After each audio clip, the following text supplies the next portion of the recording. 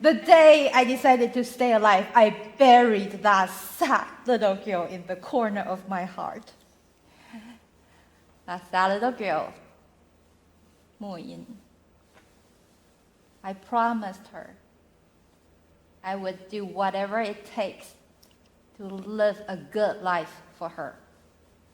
And I promised that I would tell her story one day so people can learn from her. She was so tired, so I put her to rest. I allowed my old identity to die. So there was room for a new identity to emerge. I decided Molly will be my new identity. Molly has the courage to be happy. So I thought about it long and hard. I asked myself, if there's absolutely no limit, if I could have any kind of life I want, what would make me truly happy? What lights me up? What makes me really want to get up in the morning? And I thought, I want to go to music school. Now, this may not seem like a big decision. So let me give you more about my music background. I started playing the piano when I was very little, but I was always just an amateur pianist. I didn't play very well. I took lessons from my neighbor, who was not a very good teacher, but I didn't realize it at the time. All I knew was when I hit the technical ceiling, my teacher couldn't help me with it. I wanted to go to music school so badly that I thought perhaps I was just not talented enough. Perhaps it was just not meant to be. And this made me so frustrated that I decided to give up music completely when I was 16 years old. So I just stopped playing the piano for 4 years until I finally found a new teacher during my gap year. My new teacher, Miss Ye, was great at teaching techniques, and I improved rapidly. I felt like a rising star with unlimited potential, and my desire to go to music school was reignited. But there was just one problem. I was now halfway through my degree at college, so I had to summon all of my courage to tell my parents I've decided to give up my degree to go to music school. My parents were shocked, of course, and my dad tried to talk me out of it. He said, "Why don't you get your degree in Japanese first and then go to music school? That way you will have 2 degrees and more options in the future." I was majoring in Japanese at the time simply because it was a practical choice. Up until then, I had been following the traditional Asian path of being a good daughter, getting into a good college so that I could eventually get a good job and live happily ever after. But that was the path I tried so hard to follow and failed. That was the path that made me question if my parents loved me only because I followed their expectations, only because I excelled at school. So when I heard my dad's response to my big decision, I was pissed off because he clearly couldn't see how hard I had been trying. I felt the urge to blow up, and this is what I really wanted to tell them. I wanted to tell my parents, "I cannot wait any longer. I hate my life. I see no hope in my future. Music is the only thing that makes me feel happy. From where I stand, I only see 3 options. Option number 1, I kill myself so you don't have to worry about this rebellious daughter anymore. Option number 2, I go live in a temple and become a Buddhist nun, so I don't have to worry about the stupid responsibilities in life anymore. And option number 3, I go to music school. I believe both of you will prefer option number 3. That was what I wanted to tell them, not what I actually told them. Because I was a good Asian daughter after all, you know? And I needed them to pay for my tuition. And that's not the right way to approach your sponsors. So, what does a good Asian daughter do? You find logic. With logic, I kept my composure and said, Dad, why do I want to waste 2 more years on a degree that I know I will not use in the future? You see how those Chinese people train their child prodigies from 2 years old? I'm already old as dirt. I gotta go now. My parents knew they couldn't convince me. So they agreed to pay for it if I got accepted. After talking to my parents, I went to my therapist and I told him I decided to stop seeing him because I felt piano lessons worked better for me than therapy.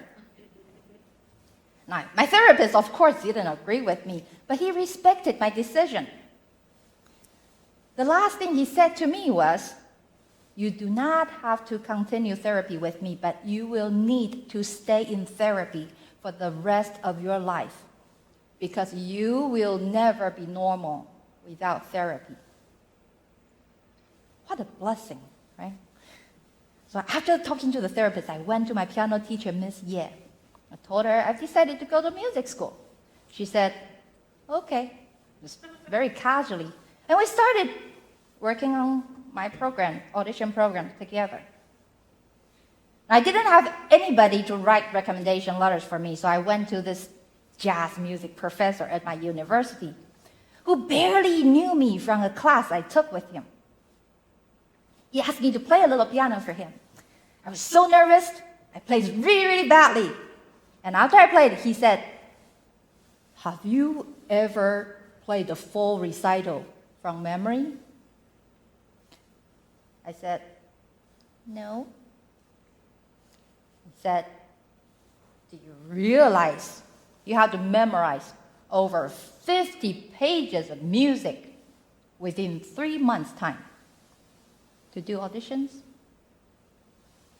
You're not ready.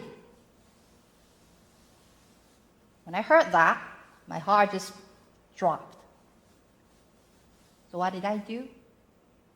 I went, I know I'm not ready right now, but I will be ready when it's time to do auditions. That, my friend, was how I got my recommendation letter. It was not a great letter, but I got a letter.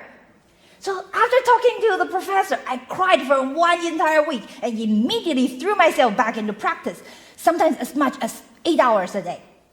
That sounds tedious and boring, right? It was sometimes. But no amount of hard work is harder than feeling depressed and staying in bed all day long. Very often when I was practicing the piano, I actually felt happy and hopeful because I knew I was working toward my dream. For the first time in many years, I started to look forward to the future. 3 months later, I have memorized my entire program, and I arrived at an audition. Now imagine you are the audition panel, and here comes 20-year-old Molly Chen.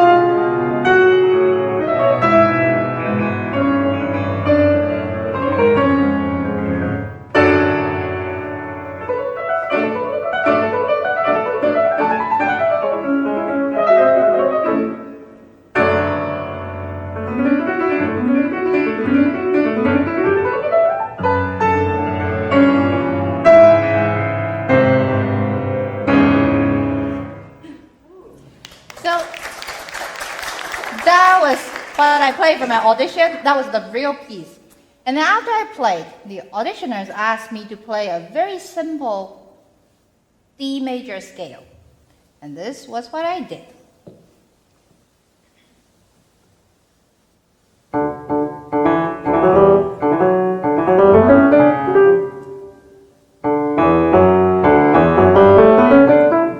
But basically, I couldn't play. And the audition panel were like baffled. They said, you just played the same D major scale in your Beethoven sonata perfectly 5 minutes ago. Why can't you play it by yourself now? I said, well, I've been an amateur pianist until recently, and I was not trained like normal piano students to practice scales every day. In my mind, I was thinking, you have ruined it! You're done! You're never getting into music school, you stupid little girl, you stupid amateur! What were you even thinking? And to my surprise, the auditioners were impressed by my answer. And in the end, not only did they accept my application, and they even gave me a scholarship. I was over the moon. My dream is coming true. I called Miss Yin and told her the good news.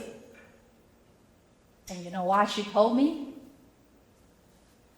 She congratulated me first and then said, when you first told me you wanted to go to music school, I thought, it's impossible for you to get in.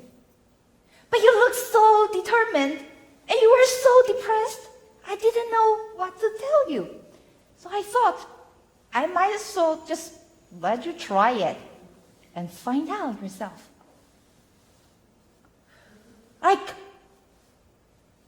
Can you imagine, the whole time I thought my teacher believed in me.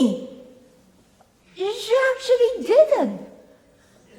So the only person in the whole wide world who believed in me was myself. And I believed in myself because I thought my teacher believed in me. It was a huge misunderstanding. So I went to music school, and just like I thought, over the years, music healed me little by little, and I never needed therapy again. Now, disclaimer, I'm not saying everybody should quit therapy and go to music school, but that was indeed how powerful music was for me. In fact, I now understand part of the reason I became depressed was because I kept trying to convince myself that I didn't need music. I didn't realize at the time that music had been an important emotional outlet for me since I was a child. When I stopped playing the piano at 16, I essentially became a pressure cooker with all my emotions bottled up. So I just sank into depression. I wanted to go to music school, but I kept telling myself, what's the point? This is stupid. You're not good enough. You'll never get in.